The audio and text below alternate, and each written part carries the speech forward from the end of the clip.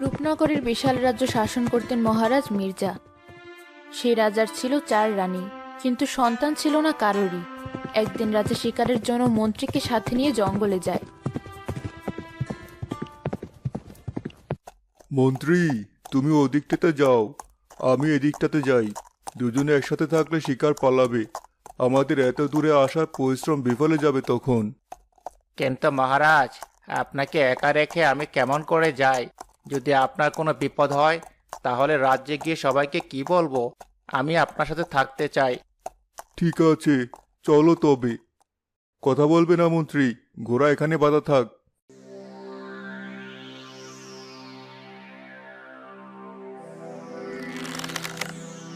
মহারাজ সাবধানে, বেশি নড়াচড়া করলে হরিণটা পালাবে।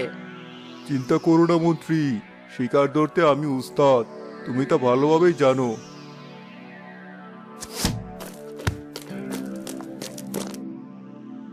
যা, চলে গেল।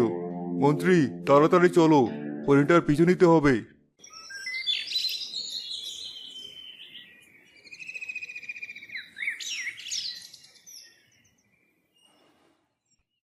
তোরা তো জানিস আমি হলাম লক্ষ্মী।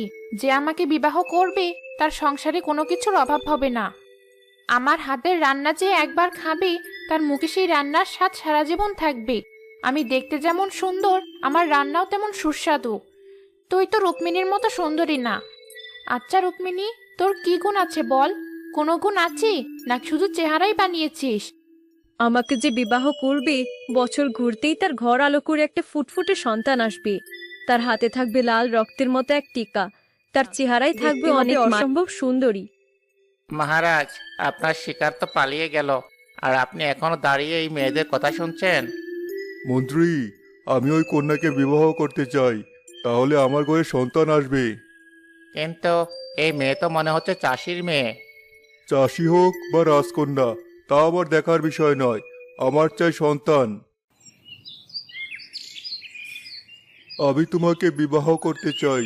তোমার সৌন্দর্য আমাকে মুগ্ধ করেছে। তার উপর আমার একটা সন্তানের অনেক প্রয়োজন, যে রাজ্যের ভার নিতে পারবে। কিন্তু এতে কি রানীরা রাজি হবেন? আমার যে কেউ নেই পৃথিবীতে। আমি রানীদের রাজি করাবো, তবে তোমাকে আমার সন্তান উপহার দিতে হবে। ঠিক আছে, আমি রাজি। আপনার রাজ্যের রানী হওয়া আমার পরম পাওয়া মহারাজ। ভালো থাকিস রুক্মিণী, অনেক কষ্ট পেয়েছিস জীবনে। এবার তোর কষ্টের দিন শেষ হোক। আমরা আসি, চল সোনা। মহারাজ, আপনাকে এত ভালোবাসা দেওয়ার পরেও আপনি কিনা আরেকটা বিবাহ করলেন, তাও এক গরিব কন্যাকে। আজ থেকে রূপমণি আমার ছোট রানী, তাই ওকে সম্মান দিয়ে কথা বলো। আমি সন্তানের জন্য রুক্মিণীকে বিবাহ করেছি। আমার আর ছোটর তো বেশি দিন বিবাহ হয়নি মহারাজ। আর কিছুদিন সময় দিলে আমরা ঠিক গর্ভবতী হতাম। চুপ করো সেজ রানী, তোমার আমার বিয়ে হয়েছে 3 বছর। তোমাদের অনেক বদ্ধ দেখিয়েছি, সবাই বলেছে তোমরা কেউ সন্তান দিতে পারবে না, তাই আমি আবার বিবাহ করেছি। দাসী, নতুন রানীকে তার কক্ষে নিয়ে যাও। ছোট, তোর থেকে এটা আশা করিনি। তোকে এনেই বলেছিলাম আর রাজাকে বিবাহ করতে দিবি না, কিন্তু তুই থাকতে কিভাবে বিবাহ করলো মহারাজ? অনেক চেষ্টা করেছি, কিন্তু আমি পারলাম না বড় রানী। তবে এই মেয়েকে ঠিকই রাজ্য থেকে তাড়াবো, কথা দিলাম। আমিও তোর সাথে আছি।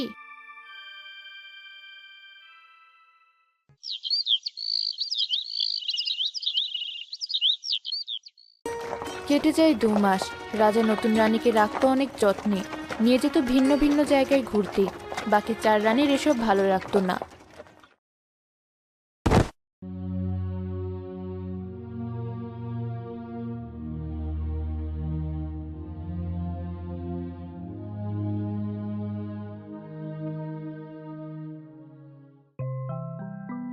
মহারাজ, চিন্তার কোনো কারণ নেই। সুখবর আসতে চলেছে, নতুন রানী মা হবেন। সত্যি বলছেন রাজবদ্ধ? আজ আমি অনেক খুশি। প্রহরী, পুরো রাজ্যে খবর দাও, আজ সবাইকে নতুন বস্ত্র দান করব। রাজ্য যে নতুন মেহমান আসছে। যথাজ্ঞা মহারাজ। শোনো শোনো রাজ্যবাসী, রাজার পরিবারে সন্তান আগমন করবে। সেই উপলক্ষে মহারাজ আজ বিকেলে বস্ত্র বিতরণ অনুষ্ঠান করবেন। শোনো শোনো সকল রাজ্যবাসী। বড় রানী, সেজ রানী, দেখেছো এসে আমাদেরকে মহারাজের থেকে আলাদা করে দিয়েছে। তুমি ঠিক বলেছো মেজ রানী, এই নতুন রানীকে কত ঘুরতে নিয়ে যাচ্ছে। আমাকে আর ছোটকে তো কোথাও নিয়ে যায় না। কোথা থেকে এক ফকিরের মেয়েকে রানী করে আনলেই আমরা মেনে নেব? কখনোই না। ওকে তো আমরা মেরেই ফেলবো। তবে আর কিছুদিন অপেক্ষা করি, রাজা শিকারে যাক।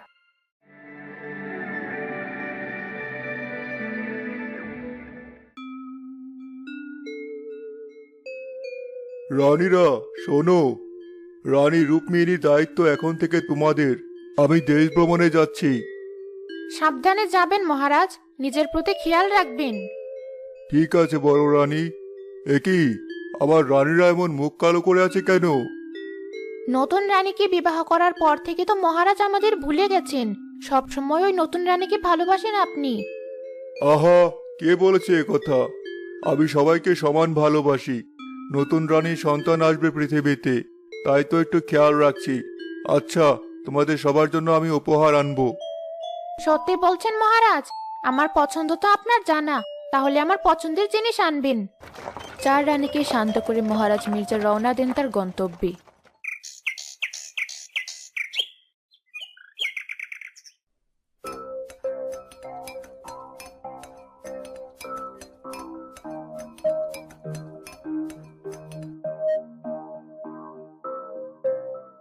দাসী, এই দুধটা নতুন রানীর কক্ষে দিয়ে এসো। রানীর খেয়াল রাখতে হবে তো, সকাল থেকে কিছুই খাইনি। ঠিক আছে সেজ রানী, আমি এখনই যাচ্ছি। এবার অপেক্ষার পালা। ওই নতুন রানী দুধ খেলেই মরবে। চলো, রাজার আদরের রানীর মরার চেহারাটা দেখতে ইচ্ছা করছে।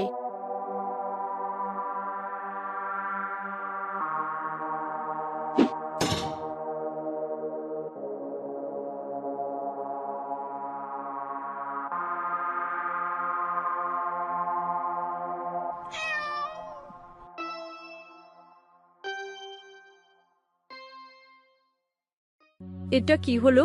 তার মানে দুধে বিষ ছিল। দাসী, তুমি আমার জন্য বিষ মেশানো দুধ এনেছো? বিশ্বাস করুন রানীমা, এ দুধ আমি আনিনি। চার রানী দিয়েছে আমার কাছে। আমাকে ক্ষমা করুন। ঠিক আছে, তবে রানীদের কাছ থেকে কিছুই আনবে না আমার জন্য। তাই হবে নতুন রানী, আমি আপনার জন্য অন্য দুধ আনছি, একটু অপেক্ষা করুন।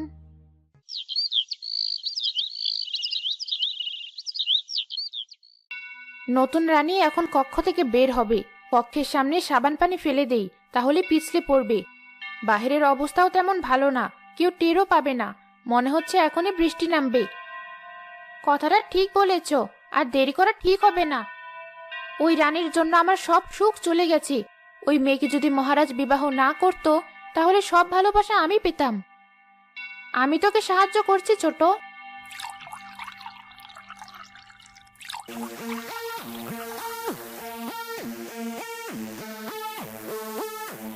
নতুন রানী বের হচ্ছে এখনই, তাড়াতাড়ি চল এখান থেকে।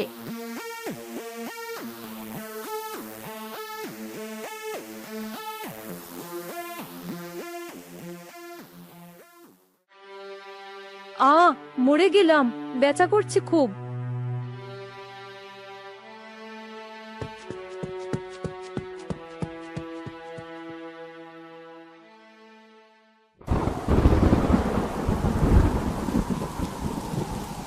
আমার পেটে খুব ব্যথা করছে দাসী।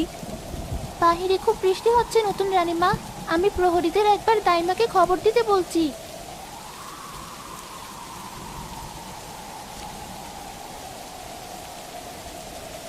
এটা কি হলো? আমরা কি করলাম আর কি হলো? তাড়াতাড়ি জায়গাটা পরিষ্কার করি, পরে অন্য পরিকল্পনা করা যাবে।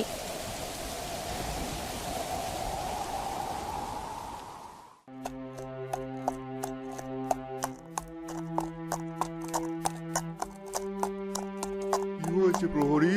দাইমাকে নিয়ে কোথায় চললে? নতুন রানী অসুস্থ নাকি? ঠিক বলেছেন মহারাজ, আমাদের তাড়াতাড়ি রাজমহলে যেতে হবে, না হলে রানীমার ক্ষতি হয়ে যাবে। তাহলে দেরি কেন? চলো চলো।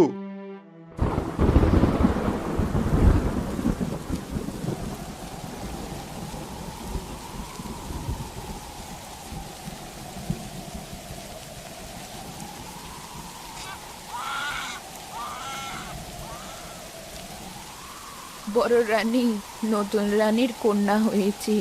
দেখুন কত সুন্দর। চাঁদের তো দাগ আছে, কিন্তু মেয়েটার শরীরে কোনো দাগ নেই। যেমন অপরূপ তেমন মায়াবী। হাতে দেখুন কি সুন্দর রাজটিকা। চুপ, একটা কথাও তুমি বলবে না দাইমা। এই বাচ্চাকে আমরা 4 রানী জঙ্গলে রেখে আসব। তুমি বলবে নতুন রানী পাথর জন্ম দিয়েছে। এটা আমি পারবো না। কি বলছেন আপনারা এসব? সৃষ্টিকর্তা আমাকে ক্ষমা করবেন না। তবে মরতে হবে তোমাকেও। আমরা 4 রানী তোমাকে মেরে ফেলবো, কেউ জানতেও পারবে না। দেখছো তো বাইরে কেমন ঝড় বৃষ্টি হচ্ছে।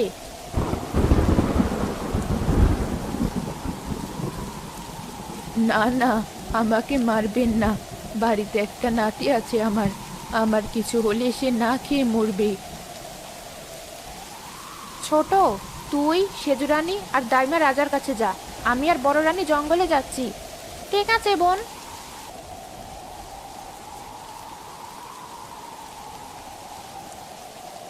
মহারাজ, নতুন রানী এই পাথরটি জন্ম দিয়েছেন।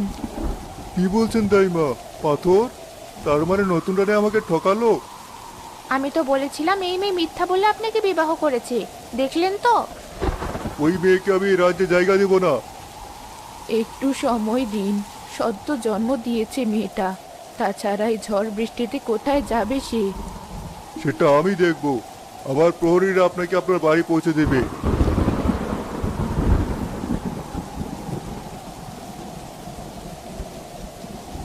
এই যে অলক্ষণে রানী, তুমি এখানে আরামে বসে আছো, কি করছো? আমার সন্তান কোথায়? তাকে দেখছি না কেন? তুমি আমাকে ঠকিয়েছো রুক্মিণী। তোমার এই রাজ্যে জায়গা নেই। বেরিয়ে যাও তুমি তোমার জন্ম দেওয়া সাত সন্তান নিয়ে। না না, এটা হতে পারে না। আমি আমার সন্তানের কান্না শুনেছি। আমার সন্তান কোথায়? 4 রানীর ছলনায় রুক্মিণীকে ভুল বুঝে মহারাজ মির্জা তাকে ঝড় বৃষ্টির ভেতরই প্রাসাদের বাহিরে পাঠিয়ে দেন।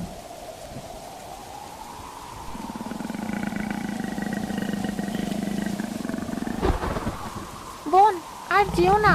বাঘের গর্জন শোনা যাচ্ছে। এই বাচ্চাকে আমরা এখানে রেখে পালাই চলো। তুই ঠিক বলেছিস মেজো, না হলে আমরাই বাঘের শিকার হব।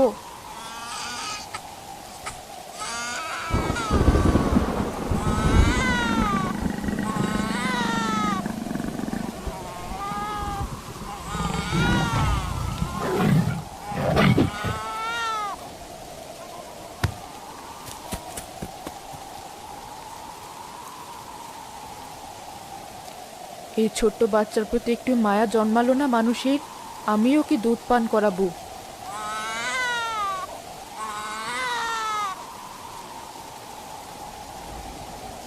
ছানারা, আজ থেকে এটা আমার কন্যা। দেখে রাখবি তোমরা ওকে। ঠিক আছে মা। কেটে যায় 15টি বছর। রূপনগরের একমাত্র রাজকন্যা বড় হয় জঙ্গলে, তার হরিণ পরিবার আর প্রাণী বন্ধুদের স্নেহে।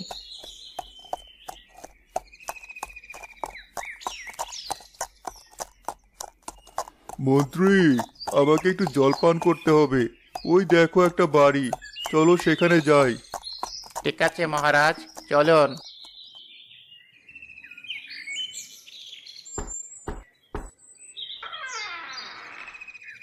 মা, আমাকে একটু জল দেবে? খুব তৃষ্ণা পেয়েছে যে। ভেতরে এসে বসুন, আমি জল আনছি।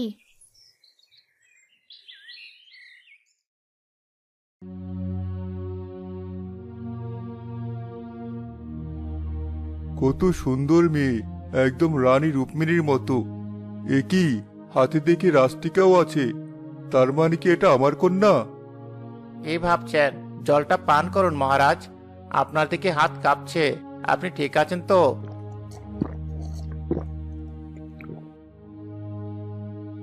মা, তুমি জঙ্গলে আছো কেন? তোমার ভয় করে না? আমি তো জঙ্গলেই বড় হয়েছি। আমার মা বলে আমাকে নাকি ঝড় বৃষ্টির রাতে জঙ্গলে ফেলে রেখে যাওয়া হয়েছিল। বাঘের হাত থেকে আমার মা আমাকে বাঁচায়। কি বলছো তুমি? কে তোমার মা? আমি এই মেয়েকে মানুষ করেছি। দুজন পাষাণ মহিলা রূপাকে জঙ্গলে রেখে যায়। চেহারা দেখতে পাইনি তাদের, তবে তাদের পোশাক দেখে রানীদের মতো লাগছিল। তুমি কথা বলছো? আচ্ছা রূপা, তুমি আমার সাথে চলো। আমাদের আগে দাইমাকে খুঁজতে হবে। মন্ত্রী চলো।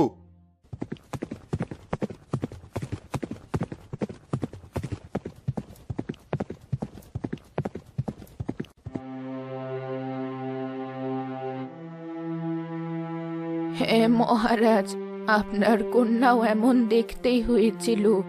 আপনার 4 রানী ষড়যন্ত্র করেছিল, বড় 2 রানী ছোট্ট বাচ্চাটাকে জঙ্গলে রেখে আসে। আয় মা, বুকে আয়। মিথ্যা অপবাদ দিয়ে রানী রুক্মিণীকে প্রাসাদ থেকে বের করে দিতে বাধ্য করেছে বড় 4 রানী। আমার কন্যার থেকে আমাকে 15টা বছর দূরে রেখেছে ওরা। বড় রানীরা তাদের শাস্তি নিশ্চয় পাবে। চল মা, প্রাসাদে চল। আমি কখনো ভাবিনি আমার পরিবার খুঁজে পাবো। রাজমহলে ফেরার পর রূপাকে আর রূপার হাতের রাজরেখা দেখে 4 রানী সবই বুঝতে পারে।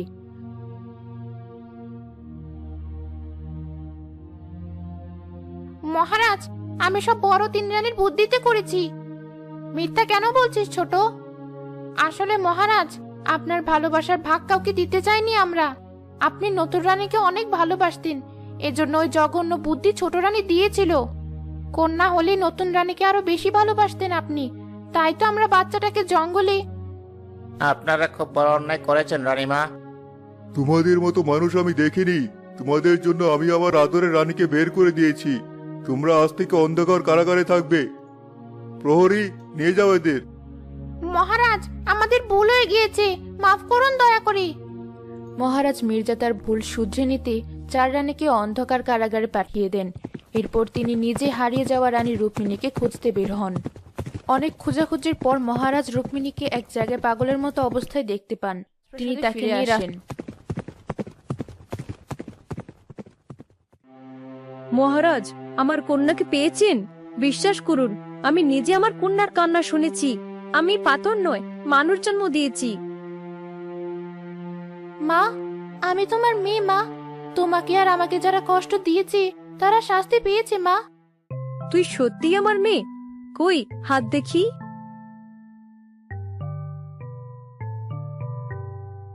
এই তো। আয় মা, আমার বুকে আয়।